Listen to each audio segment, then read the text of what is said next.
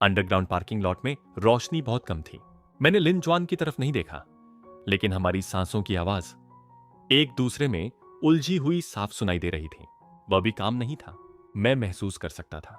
दिल जोर जोर से धड़क रहा था, इतना जोर जैसे सीने में थंडर गिर रही हो। हाई स्कूल में लिन जॉन को किसी पर क्रश था। वह इंसान, क्या वह मैं था? मेरे दिमाग में अचानक सब खाली हो गया। डेस्क पर रोज आने वाले स्नैक्स, वह कप ऑफ मिल्क टी और वह नोट। मैंने आंखें बंद की, फिर सिर घुमाया और लिन जॉन की आंखों से नजर मिल गई। अंधेरे में उसकी आंखें ऐसी लग रही थीं जैसे सारी रोशनी ब्लैक में पिसकर चमक रही हो। ब्रेथ टेकिंग, इतनी करीब से इतना साफ। मैंने बोलना शुरू ही किया था, तभी पीछे से जोर का झटका लगा।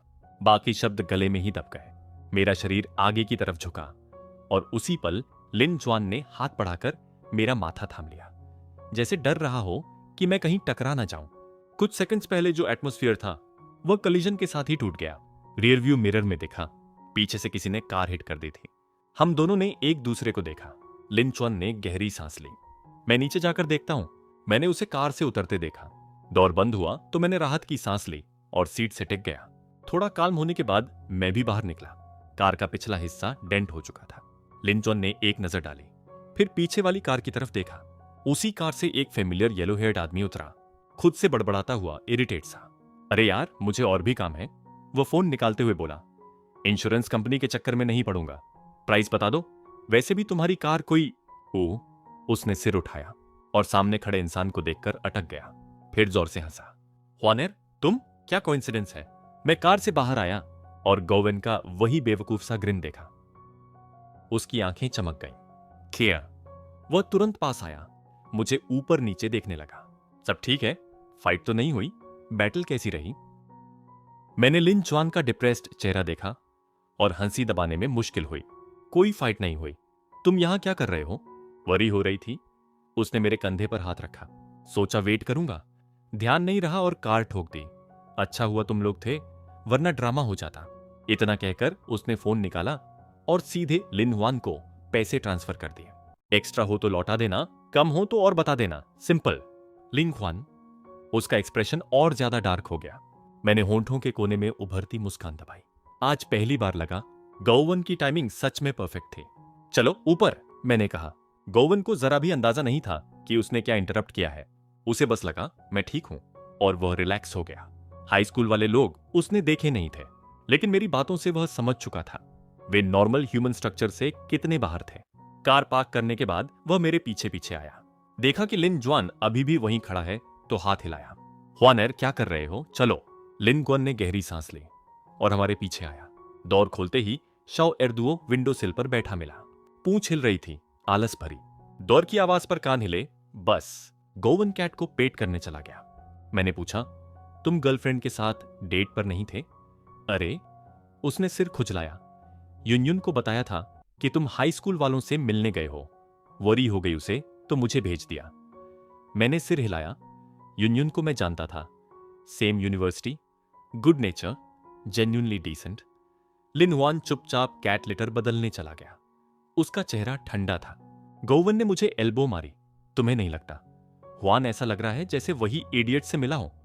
मैंने उसकी तरफ देखा, फिर उसके कंधे पर थपकी दी। तुमने उसकी कार ठोकी है? स्माइल करेगा? पैसे तो दे दिए, गोवन ने मासूमियत से कहा। फिर मैं सिकोड़ ली। क्या यह कोई स्पेशल कार थी? मैं सोफा पर बैठ गया। ज्यादा मत सोच। गोवन ने लिन जॉन की तरफ देखा। वह जेंटल इंसान आज प्योर कोल्ड एयर छोड़ रहा था।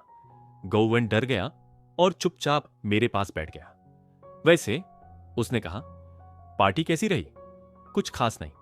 मैंने फोन निकाला, लेकिन कंप्लीटली बेकार भी नहीं। मैंने रिकॉर्डिंग खोली। यूमिंगी ने एडमिट किया कि मैन्युस्क्रिप्ट उसी ने लिया था। गोवेन, जैकिन, लिन जॉन भी रुक गया। फक। गोवन उछल पड़ा और मेरे कंधे पर जोर से मारा। तो ये तो गेम चेंजर है, अपलोड कर दो। सोसाइटी की बीटिंग दिखाओ उस इडियट को। उसकी आवाज से सिर दर्द होने लगा, लेकिन उसकी खुशी सच्ची थी। अभी नहीं, मैंने कहा। अभी नहीं? वह शॉक में था। मैंने फोन बंद किया। उसका न्यू बुक लॉन्च 1 हफ्ते बाद है। गोवन समझ गया। यह इंपेशेंस नहीं थी, यह पेशेंस थी जो सालों से जमा हो रही थी। रिकॉर्डिंग अकेले काफी नहीं, मैंने कहा, लेकिन उस स्टेज पर वह दाग उसकी पूरी जिंदगी के लिए रहेगा। कमरे में फिर से भारीपन आ गया, लेकिन गु वेन ने कहा, वह तुम्हें देखकर गिल्टी नहीं होता।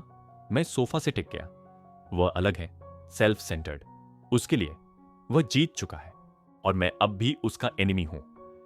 वह चाहता है कि मैं टूटता हुआ दिखूं। वाह, गौवेन बुदबुदाया, प्योर साइको। शुरू में मैं भी उसे ट्रैप करना चाहता था, लेकिन वह स्मार्ट था। इस बार शायद टाइम ने उसे केयरलेस बना दिया। एक कप मेरे सामने रखा गया। मैंने ऊपर देखा, लिन जॉन। हमारी नजर मिली। मैंने तुरंत हटा ली। गौवेन को अचानक याद आया, वैसे तुम दोनों साथ कैसे आए?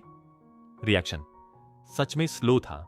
लिन जुआन ने शो एर्दुओ को गोद में लिया। एच सिटी में आर्ट एग्जीबिशन थी, साथ गए थे। ओ, गौवेन ने बिना सोचे सिर हिलाया। साइलेंस फैल गई। गौवेन अनईजी हो गया। तो मैं चलता हूं, कुछ हो तो कॉल करना। ठीक है, डिनर साथ खाएंगे। गौवेन एयर फिर से ऑकवर्ड हो गई। लिन जॉन ने मुझे देखा, फिर साई किया और गौवेन को ठंडी नजर से घूरा। मैंने दोहराया, डिनर साथ। गौवेन कंफ्यूज था, लेकिन फ्लैटर्ड भी। ऑलराइट, मैं खड़ा हो गया, मैं बनाऊंगा। गौवेन, उसने मुझे देखा, फिर लिन जॉन को, जिसकी आंखों से बर्फ गिरने वाली थी। वेन चुपचाप बैठ गया। उसने क्या किया था? मैं कसम खा सकता हूं कि यह मेरी जिंदगी का सबसे ऑकवर्ड डिनर था। खाने का स्वाद मुझे बिल्कुल याद नहीं रहा। हर निवाला जैसे गले में अटक रहा था और दिमाग में बस यही घूम रहा था कि शायद कल स्टमक अपसेट होना तय है। गौवेन जल्दी जल्दी बोल रहा था, हंस रहा था, जैसे जानबूझकर माहौल को गर्म रखने की कोशिश कर रहा हो। और जियांग से नहीं, आज मैं ही अजीब था। आमतौर पर मैं कम बोलता हूं, लेकिन आज जैसे मेरे शब्द खुद ही मेरे खिलाफ खड़े थे। जो भी कह रहा था वो माहौल को और ज्यादा असहज बना रहा था। और लिन जुआन, उसका चेहरा ठंडा था, बहुत ज्यादा, जैसे किसी ने अचानक उसकी सारी वार्मथ खींच ली हो। उसकी आंखें मुझ पर थीं, लेकिन देख नहीं रही थीं। ऐसा लग रहा था जैसे हम दोनों ने अपनी जगहें बदल ली हों। डिनर खत्म होते ही गौवेन ऑलमोस्ट भागता हुआ निकला। जूते बदले, दरवाजा खोला और बिना पीछे देखे निकल गया। दरवाजे की आवाज इतनी तेज थी कि लिविंग रूम में एक अजीब सी खामोशी जम गई। कुछ सेकंड बाद लिन जुआन ने हल्की खांसी की। आई क्लीन अप, मैं कुछ कहना चाहता था, लेकिन उसने मेरी तरफ देखा ही नहीं। सिर झुकाए बर्तन समेटने लगा। कार से उतरने के बाद से उसने मुझे सीधा नहीं देखा था, जैसे मुझसे बच रहा हो। अगर हम एक ही छत के नीचे न रहते तो मुझे पूरा यकीन था कि वह पूरी तरह मेरी जिंदगी से गायब हो जाता। मैं किचन में गया, नल खोला। पानी की आवाज के साथ मैंने राहत की सांस ली। मुझे सच में नहीं पता था कि लिन जुआन का सामना कैसे करूं। अंडरग्राउंड पार्किंग में जो बात अधूरी रह गई थी वह अब मेरे सामने खड़ी थी। फर्क बस इतना था कि अब गौवेन नहीं था। लिन जुआन मुझे पसंद करता है, हाई स्कूल से। यह समझते ही मेरे अंदर कुछ कांप गया। डर, सीधा कड़वा डर। मैं मैकेनिकली बर्तन धो रहा था जब तक कि मुझे एहसास नहीं हुआ कि दरवाजे पर कोई खड़ा है। जियांग से।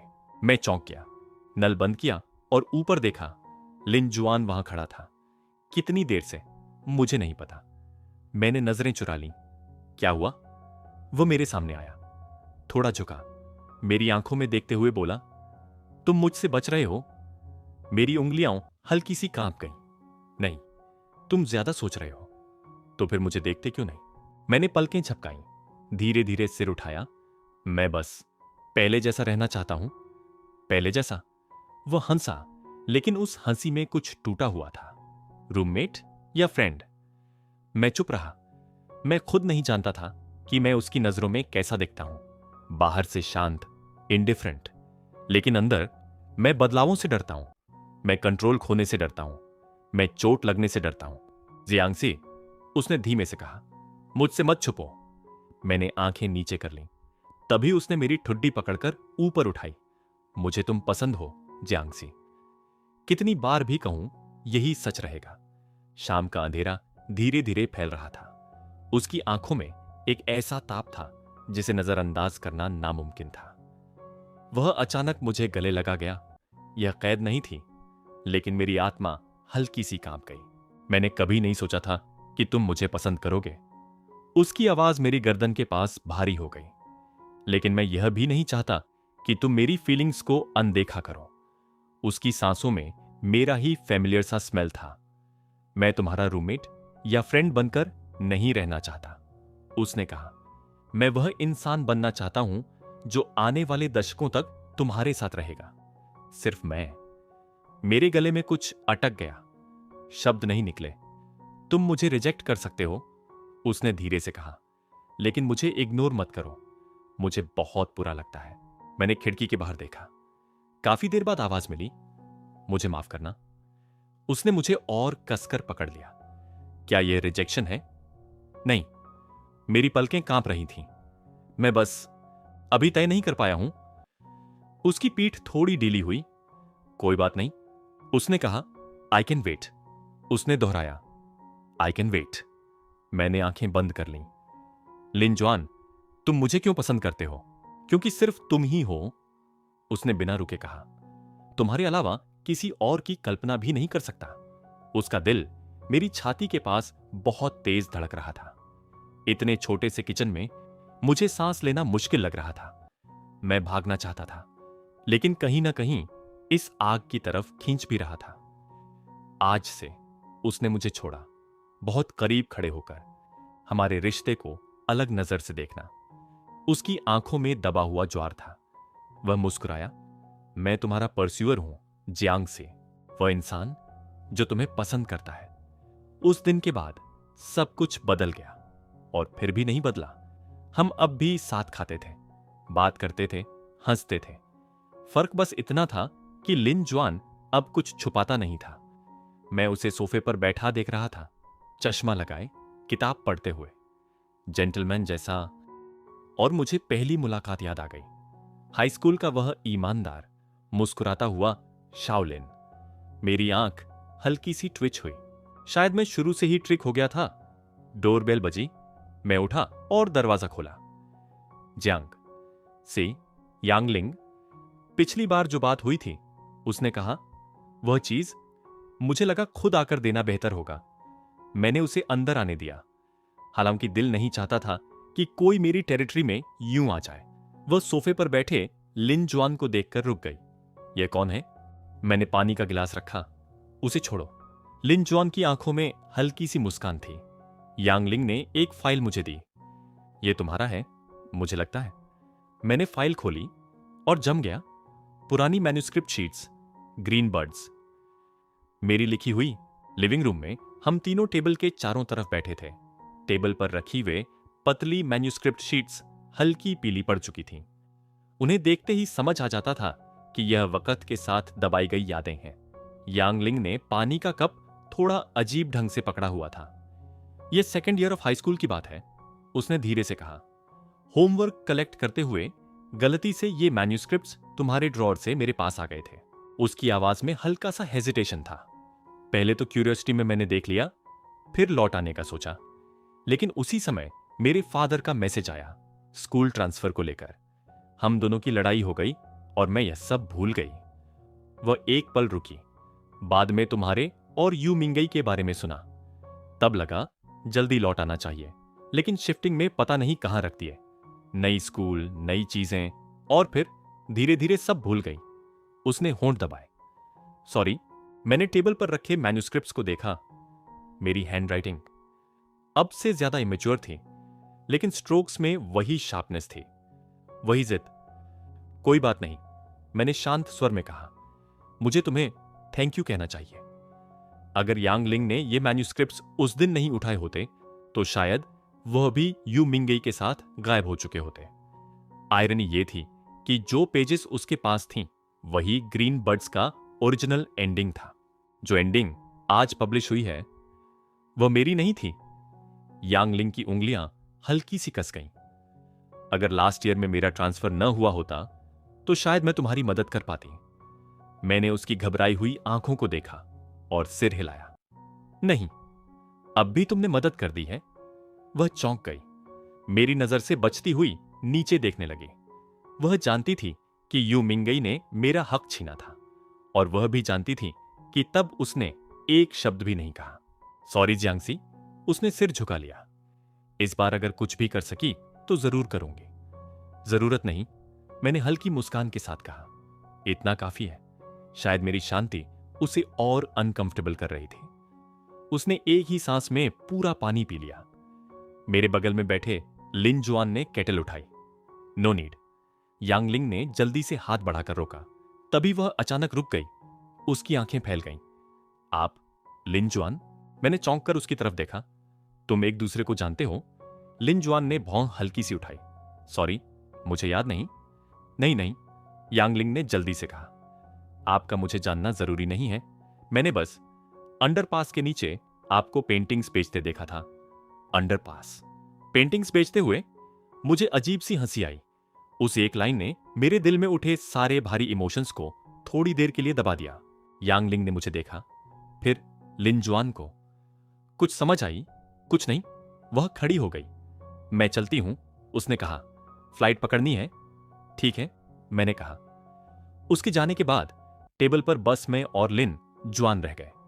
लिटिल ईयर कैट ट्री से कूदकर नीचे आई। उसकी पूंछ लिन जुआन के पैरों से लिपटी। फिर वह सीधे मेरी गोद में आकर बैठ गई। म्याओ, मैंने पलकें झपकाईं और उसके सिर पर हाथ फेरा। नरम और सुकून देने वाला। लिन जुआन ने मैन्यूस्क्रिप्ट्स की तरफ इशारा किया। मैं देख सकता हूं? मैंने सिर हिलाया, जैसा मन करे। उसने पीली पेजेस उठाई। हैंडराइटिंग साफ थी। टीनेज शार्पनेस, टीनेज एरोगेंस, जिसे मैं भूल चुका था। आज जो एंडिंग सब जानते हैं वह परफेक्ट थी। सब खुश, सब माफ, सब ठीक। लेकिन यह ट्रेजेडी थी। उसने पढ़कर पेजेस वापस फाइल में रखी और मेरी तरफ देखा। यह ओरिजिनल एंडिंग है? हां, मैंने कहा। मुझे यह पसंद है। उसने बिना हेजिटेशन कहा। मैं चौंका। सच में?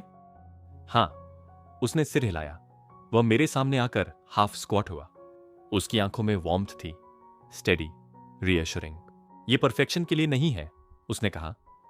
यह रियलिटी है। रात 8 बजे इंटरनेट राइटर यूएर ने वी ब्लॉग पर 4 मैन्युस्क्रिप्ट फोटोज अपलोड की। बहस शुरू हो गई।